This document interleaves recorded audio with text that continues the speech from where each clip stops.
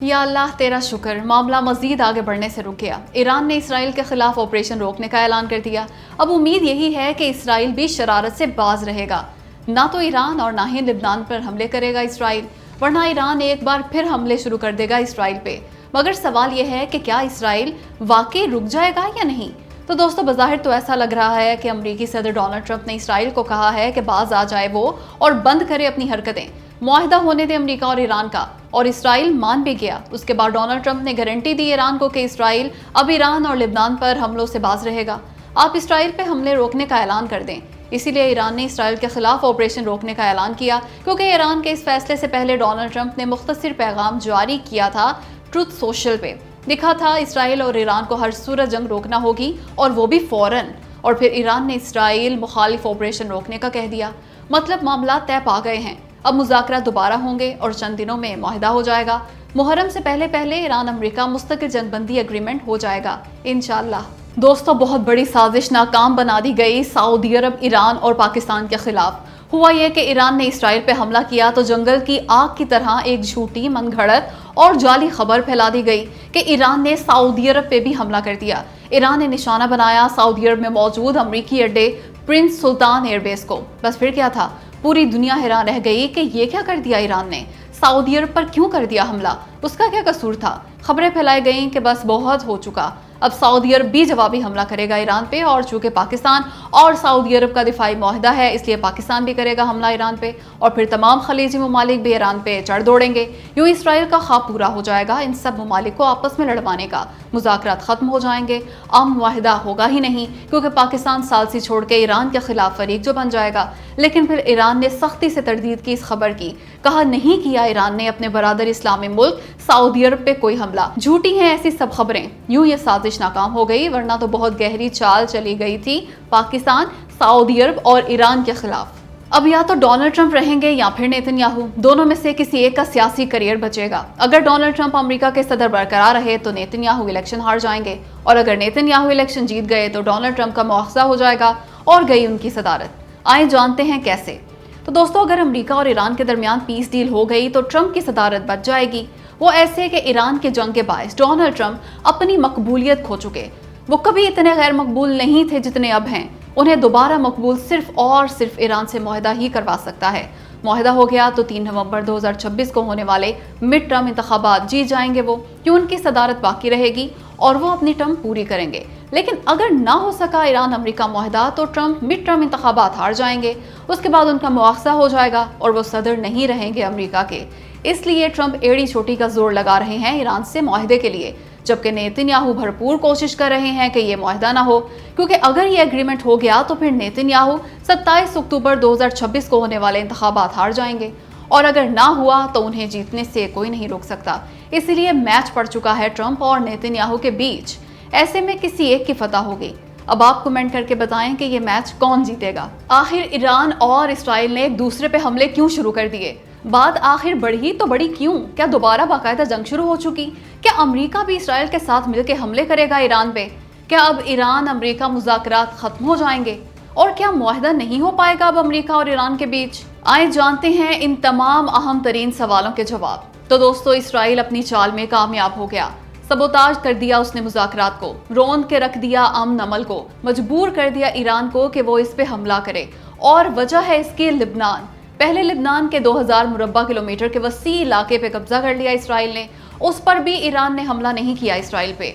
इसके बावजूद लिबनान के खिलाफ कार्रवाइयां रुकने में ही नहीं आई इसराइल की। बेरूत पे बमबारी करके मासूम शहरियों को मौत के घाट उतार दिया इसने। ऐसा जानबूझ के किया इसराइल ने ताकि ईरान दोबारा जंग में कूद जाए, जवाब दे इसराइल को और हमला कर दे इस पे, क्योंकि आरजी जंगबंदी हुई ही इस शर्त पे थी कि लिबनान समेत पूरे खित्ते में जंग बंद कर दी जाएगी। लेकिन बाज ना आया इसराइल अपनी हरकतों से। अमेरिका या तो इसे रोकने में नाकाम रहा या फिर अमेरिका की मर्जी से हुआ ये सब। नतीजा ये निकला कि तंग आमद बजंग आमद। ईरान ने इसराइल पे हमले कर दिए, लेकिन ये हमले अलामती थे। ईरान ने उन्हें वार्निंग करार दिया था ताकि मामला ज्यादा ना बिगड़े, पर इसराइल तो बैठा ही इस इंतजार में था। उसने ईरान की गैर फौजी अहदाफ पे भी हमले कर दिए। इसकी तवानाई तंसीबात को निशाना बनाया ताकि तेजी लाए जंग में, और फिर ईरान ने उस पर जबरदस्त वार कर दिया। लेकिन इसके बावजूद अभी मामलात हाथ से नहीं निकले, बाकायदा जंग शुरू नहीं हुई।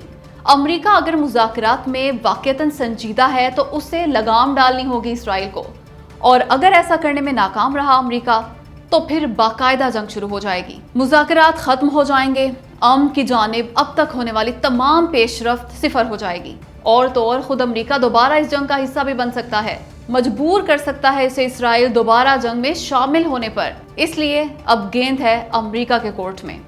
اگر تو وہ اسرائیل کو مزید حملوں سے باز رکھنے میں کامیاب ہو گیا تو ٹھیک، ورنہ پھر پہلے سے بھی خوفناک جنگ ہوگی۔ خیر، اگر معاملات سنبھل بھی گئے تب بھی یہ بات سچ ثابت ہو گئی کہ اسرائیل امریکہ اور ایران مذاکرات کی بیل منڈے چھڑنے نہیں دے گا، پوائلر ہے وہ، اور تباہ کر دے گا اس امن عمل کو، اور ہو گیا یہ سب۔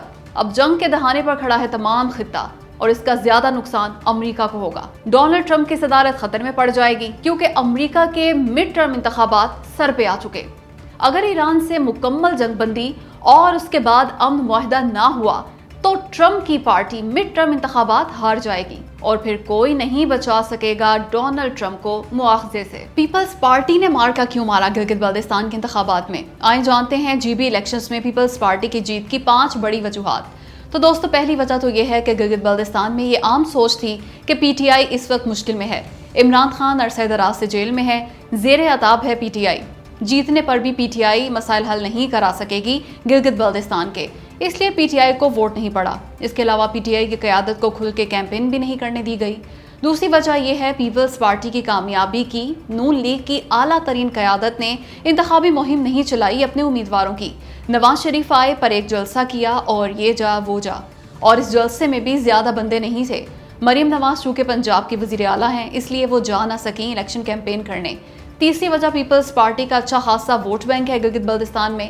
پنجاب والا حال نہیں پیپلز پارٹی کا جی بی میں، وہاں اس کا ووٹ بینک برقرار ہے، اس لیے اچھی کارکردگی کا مظاہرہ تو کرنا ہی تھا اس نے ان انتخابات میں۔